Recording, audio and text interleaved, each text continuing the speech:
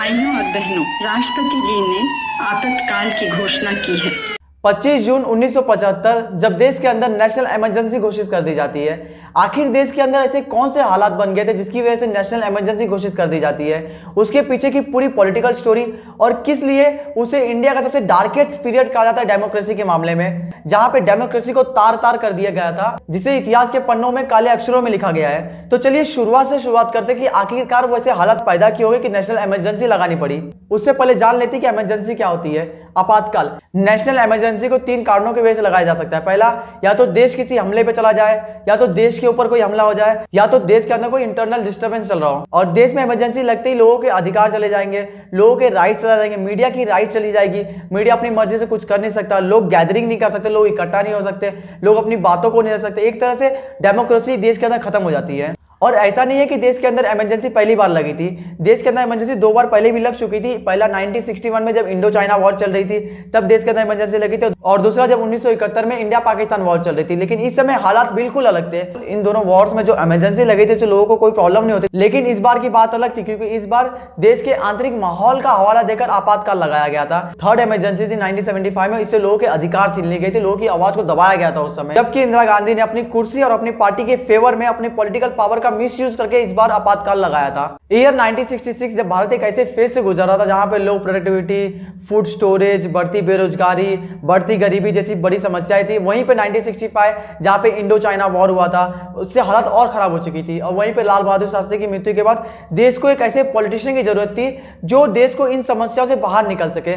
उस समय इंदिरा गांधी ने प्रधानमंत्री के रूप में शपथ ली, लेकिन अपोजिशन उन्हें बहुत ही कमजोर लीडर मानता था। लेकिन आने वाले समय में इंदिरा गांधी के लिए गए फैसले लोगों के नजरिए बदल दिए। 1969 में इंदिरा गांधी ने 14 प्राइवेट बैंक को नेशनलाइज कर दिया, जो पब्लिक पर्सपेक्टिव से बहुत ही अच्छा फैसला था, क्योंकि जो प्राइवेट बैंक से वो अपनी अर्निंग्स को देखते हुए, प्रॉफिट्स को देखते हुए रूरल एरिया, गांव एरियाज में अपने बैंक्स को नहीं पहुंचाते थे, जिसकी वजह से लोगों को उनका फायदा नहीं मिलता। लेकिन अगर वो बैंक सरकारी हो जाता है तो लोगों को उसका फायदा मिलता। लेकिन दूसरे पर्सपेक्टिव से जो बैंक के ओनर से, शेयर होल्डर से, उनकी हिसाब से नाइंसाफी हो रही थी। जैसा कि सरकार को पता चला कि पार्लियामेंट के सेशन स्टार्ट होते ही इस बिल को पास करने में बहुत सारी समस्या आएगी, उस बिल को जल्दबाजी और रातों रात तैयार करके प्रेसिडेंट से साइन करा के उस बिल को पास करवा दिया गया, जिसकी वजह से central bank of India, bank of Baroda, bank of India, Punjab national bank जैसे 14 बैंक नेशनलाइज हो गए रातों रात। इसके बाद उन कंपनीज के सारे शेयर होल्डर्स ने इसका विरोध किया, लोगों ने धरना किया। इनमें से सेंट्रल बैंक ऑफ इंडिया के एक शेयर होल्डर आरसी कूपर ने सुप्रीम कोर्ट का दरवाजा खटखटाया, और सुप्रीम कोर्ट ने यह फैसला आरसी कूपर के फेवर में दिया। उन्होंने कहा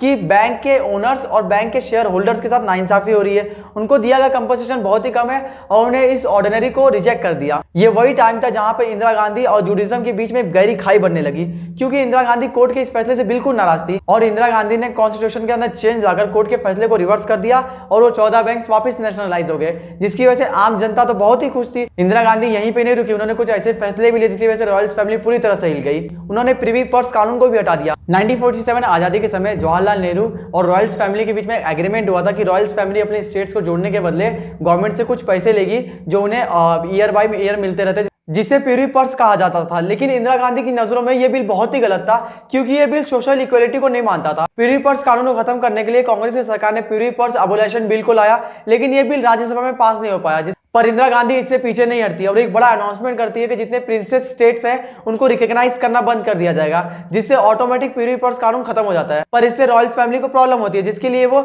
सुप्रीम कोर्ट का दरवाजा खटखटाते हैं, और सुप्रीम कोर्ट इस घोषणा को नल एंड वॉलिड घोषित कर देती है। और इंदिरा गांधी कोर्ट के इस फैसले से बहुत ही नाराज होती है, जिसके लिए वो जुडिशनल ऑब्स्टिकल से बचने के लिए कॉन्स्टिट्यूशनल अमेंडमेंट का सहारा लेती है, जिसके लिए वो कॉन्स्टिट्यूशन में एक चेंजेस लाकर इस कोर्ट के फैसले को वापस रिवर्स कर देती है, जिसकी वजह से सारे प्रिंसेस स्टेट्स को रिकॉग्नाइज करना वापस बंद कर दिया जाता है, प्यूरी पर्स कानून खत्म हो जाता है। इस फैसले से रॉयल्स फैमिली बहुत ही नाराज हो जाती है, लेकिन इसी बीच इंदिरा गांधी पब्लिक के बीच में बहुत ही छा जाती है। इन्हीं फैसलों की वजह से बहुत बड़े पॉलिटिशियन के रूप में निखरती है। फिर 5 नवंबर 1971 में सरकार एक कॉन्स्टिट्यूशनल अमेंडमेंट लेकर आती है, जिससे कहा जाता है कि सरकार कॉन्स्टिट्यूशन के किसी भी पार्ट में चेंज ला सकती है। फिर 28 अप्रैल 1972 में वो 25 कॉन्स्टिट्यूशनल अमेंडमेंट लेकर आती है, जिसके अंदर पब्लिक यूज के लिए प्राइवेट प्रॉपर्टी को गवर्नमेंट कभी भी जब्त कर सकती है, और उसका मुआवजा सरकारी फिक्स कर सकती थी, और कोर्ट उसमें किसी तरह का भी हस्तक्षेप नहीं कर सकता था। लेकिन सरकार के इस इन्वॉल्वमेंट पर केशवानंद भारती केस का साहस आ जाता है। केशवानंद भारती केस, जिसमें केरला की गवर्नमेंट ने 2 भूमि सुधार कानून लाए थे, जिसके अंदर मठों की जमीनों को जब्त करने की बात हुई थी। लेकिन उसके विरोध में मठ के हेड केशवानंद भारती ने आर्टिकल 26 का हवाला देकर ये कहा, संविधान के अनुसार धर्म प्रचार और मठों की जो जमीनें होती है वो पब्लिक यूज के लिए होती है, जिसकी वजह से जो कानून बनाया गया था वो कानून के खिलाफ ही था, जिसके लिए केशवानंद भारती जी ने सुप्रीम कोर्ट का दरवाजा खटखटाया। कॉन्स्टिट्यूशन में चेंज लाने वाली बात को लेकर केशवानंद भारती जी सुप्रीम कोर्ट चले गए और उन्होंने इंदिरा गांधी को सुप्रीम कोर्ट के अंदर चैलेंज कर दिया। 24 अप्रैल 1973 जब 13 जजों की बेंच ने 68 दिन की लगातार सुनवाई के बाद यह फैसला सुनाया कि सरकार कॉन्स्टिट्यूशन के अंदर कितने भी चेंज ला सकती है, लेकिन संविधान के बेसिक स्ट्रक्चर को चेंज नहीं कर सकती। इसे ऐसे समझते हैं कि secularism, equality, rules of law और जुडिशियल रिवर्स नहीं कर सकती, लेकिन बेसिक स्ट्रक्चर केस के हिसाब से डिस्कस कर सकती है। कोर्ट के इस फैसले की वजह से जुडिशियल और इंदिरा गांधी की जो खाई बन रही थी और गहरी हो चुकी थी। लेकिन 1971 की इलेक्शन में कांग्रेस एक बहुत बड़ी बहुमत से जीतती है, जिसमें तमिलनाडु को छोड़कर पूरे भारत में कांग्रेस की सरकार आती है, जिसकी वजह से करप्शन बढ़ने लगता है। ऊपर से ऑयल क्राइसिस थी, हालात ऐसे ही बहुत खराब थे। उसी बीच 1974 में गुजरात के चीफ मिनिस्टर चमन भाई पटेल का एक बड़ा घोटाला सामने आता है, जिसकी वजह से जहां पे लोगों को महंगाई बढ़ चुकी थी, लोगों को खाने के लिए फूड नहीं मिल रहा था, वहीं पे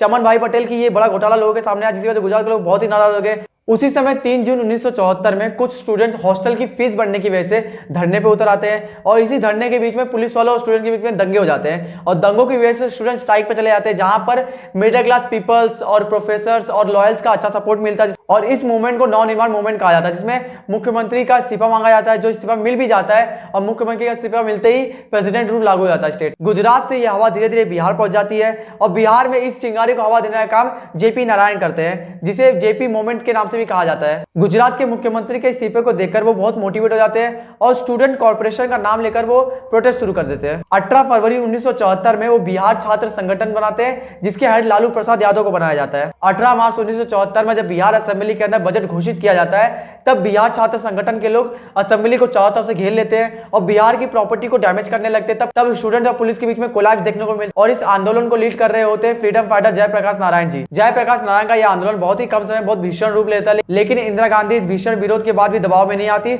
और बिहार के चीफ मिनिस्टर अपनी कुर्सी पर बने रहते हैं। और उसी समय 8 मई 1974 में रेलवे के वर्कर्स भी इसका सपोर्ट करते हैं और वो स्ट्राइक पे चले जाते हैं। वो अपनी सैलरी और रेलवे की कुछ समस्याओं के लिए स्ट्राइक पे चले जाते हैं। रेलवे की ये स्ट्राइक करीबन 3 वीक से चलती है, लीड करते जॉन फर्नांडिस। इसमें 17,000 से भी ज्यादा रेलवे अधिकारियों ने इसमें पार्टिसिपेट किया और रेलवे 3 वीक्स के लिए बंद हो, जिसकी वजह से देश की इकोनॉमी में फर्क पड़ने लगा और इंदिरा गांधी को पता चलने लगा कि देश के अंदर जो आंदोलन चल, इसकी वजह से सरकार खतरे में आ चुकी है। लेकिन इन सब चीजों से इंदिरा गांधी को उतना फर्क नहीं पड़ता जितना कि 1975 में इलाहाबाद हाई कोर्ट के फैसले से पड़ता है। मार्च 1975 में इलाहाबाद हाई कोर्ट ने इंदिरा गांधी को इलेक्शन फ्रॉड के मामले में दोषी करार दिया। यह मामला 1971 का था कि उन्होंने सीट जीतने के लिए गवर्नमेंट रिसोर्सेज का यूज किया, जो बिल्कुल इलीगल था। और ये एलिगेशन उनके खिलाफ सोशल कैंडिडेट राज नारायण लगाते हैं, जो रायबरेली सीट से उनके खिलाफ खड़े हुए थे। उन्होंने इंदिरा गांधी के ऊपर 14 एलिगेशन लगाए थे और कोर्ट मानता है कि इंदिरा गांधी ने यूपी में अपने भाषण के लिए एक बड़ा स्टेज खड़ा करवाया था गवर्नमेंट के पैसे से और गवर्नमेंट रिसोर्स का यूज करके। उन्होंने अपने इलेक्शन वर्थ के लिए यशपाल को अपना एजेंट बनाया था, जो उस समय गवर्नमेंट सर्वेंट थे और एक गवर्नमेंट सर्वेंट का यूज करना और गवर्नमेंट चीजों का रिसोर्सेज का यूज करना बिल्कुल इलीगल था इलेक्शन के समय। कोर्ट ने इस मामले में दोषी पाते हुए इंदिरा गांधी की लोकसभा सदस्यता 6 साल के लिए खंडित कर दी थी और 6 साल तक किसी भी इलेक्शन में खड़ी नहीं हो सकती थी, जिसकी वजह से इंदिरा गांधी बहुत ही नाराज थी, क्योंकि किसी प्रधानमंत्री के ऊपर इतना बड़ा फैसला लिया गया था कि उनकी लोकसभा सदस्यता खत्म कर दी गई 6 साल के लिए।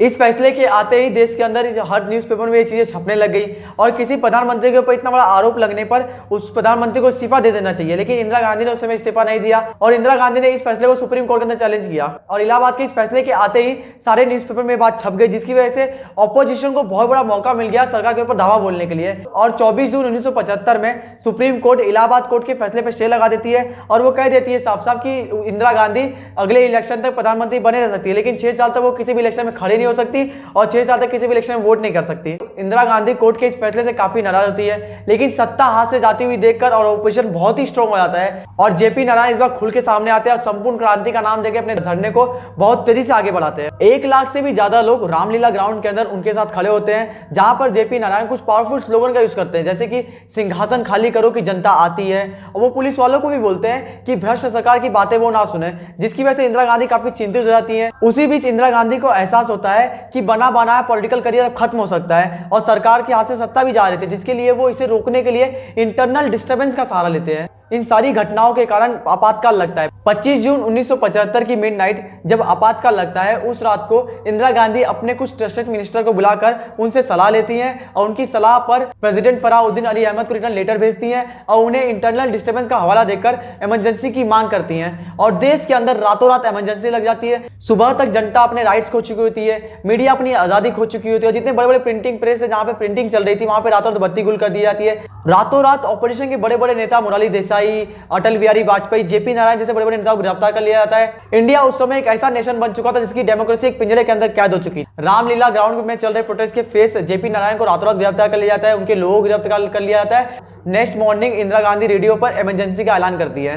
उस बीच इंदिरा गांधी सारे मीडिया एडिटर्स को इन्फॉर्म कर देती हैं कुछ भी छापने से पहले आपको इन्फॉर्म करना होगा और करीबन 7,000 से ज्यादा जर्नलिस्टों को गिरफ्तार कर लिया जाता है, 1 लाख से ज्यादा प्रोटेस्टर को गिरफ्तार कर लिया जाता है और आरएसएस और जमात इस्लामिक ऑर्गेनाइजेशन जो सरकार का विरोध करते हैं उन्हें बैन कर दिया जाता है। देश के अंदर इमरजेंसी लगने के बाद एक सबसे खराब स्टेप ये होता है जो लोगों के मन में इंदिरा गांधी की सरकार के खिलाफ नफरत भर देता है, जहां पे संजय गांधी एक अच्छे नेता की बनने की होड़ में एक विकास योजना लाते हैं जिसके अंदर वो मास स्टेरिलाइजेशन प्रोसेस को लाते हैं, जिसमें वो लोगों की नसबंदी कराते हैं। एक अनसेफ तरीके से लोगों को घर से पकड़ पकड़ के लोगों की नसबंदी कराई जाती है, इसमें 17 साल से लेकर 60 साल के लोगों को बिना कुछ पूछे उनके बच्चे हैं कि नहीं लोगों की नसबंदी कराई जाती है। और वहीं पे दिल्ली की जो खाली खाली झुग्गियां थी जहां पे लोग रहते थे उन लोगों को घर से निकाल दिया जाता है, उन लोगों को रोड पे कर दिया जाता है। और देश में मीडिया तो उस समय बोल ही नहीं सकता था, लोग भी अपने घर के अंदर थे और रेडियो पे वो जो चाहते थे वही आता था। और उसी बीच इमरजेंसी का फायदा लेके इंदिरा गांधी कॉन्स्टिट्यूशन के अंदर चेंज लाकर बहुत सारी पावर्स को अपने पास इकट्ठा कर लेती हैं, लेकिन वो भूल जाती है कि जनता की जो पावर है बहुत ही खतरनाक है। उसके बाद जब 2 साल बाद जब इमरजेंसी हटती है तो कांग्रेस सरकार सब जगह से हार जाती है। इंदिरा सरकार ये भूल चुकी थी कि इमरजेंसी हटने के बाद